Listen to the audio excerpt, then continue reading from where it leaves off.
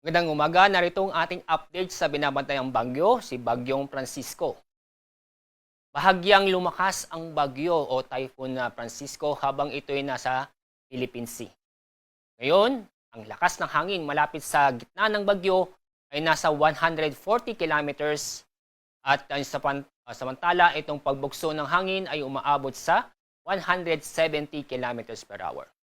Kaninang alas 4 ng madaling araw, huli namataan ang layo ng sentro ng bagyo ay nasa more than 700 kilometers silangan ng Tuguegarao City, Cagayan. Nasaan pa rin natin itong Bagyong Francisco ay yung makikita, itong southwest monsoon ay naapektuhan ang malaking bahagi ng ating bansa, lalo-lalo na itong Palawan, Visayas at Mindanao. Kaya sa mga kababayan po natin sa Palawan, Visayas at Mindanao, makakaranas po ng maulap na kalangitan at may mga kalat-kalat na pag-ulan at thunderstorm. Itong mga pag-ulan dulot ng habagat ay concentrated dito sa kanlurang bahagi ng Southern Luzon, Visayas at Mindanao.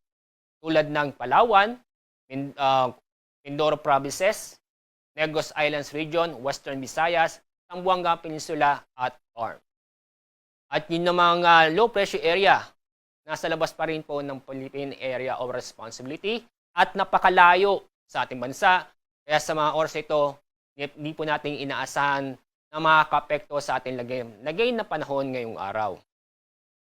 Sa lukuyan itong low pressure area ay nasa layong more than 2,800 kilometers silangan ng Luzon.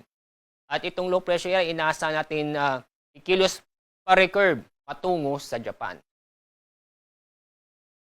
At ito naman yung track o forecast track ng Bagyong Francisco. Nasaan pa rin natin ito yung mag-recurve bago ito lumabas ang ating Philippine Area of Responsibility. Inyo papansin na ito'y mananatili sa kategoryang typhoon bago ito lumabas ng PAR.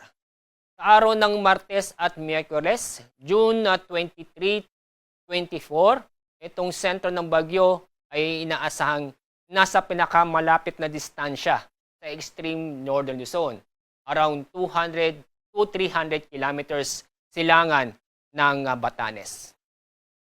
Kaya, nagtaas na po tayo ng wind signal number 1. Ibig sabihin nito, itong epekto ng bagyo ay maranasan within 36 hours. Ang epekto nito kapag nasa ilalim ng wind signal number 1 ay pagbugso ng malalakas na hangin at may mga malalakas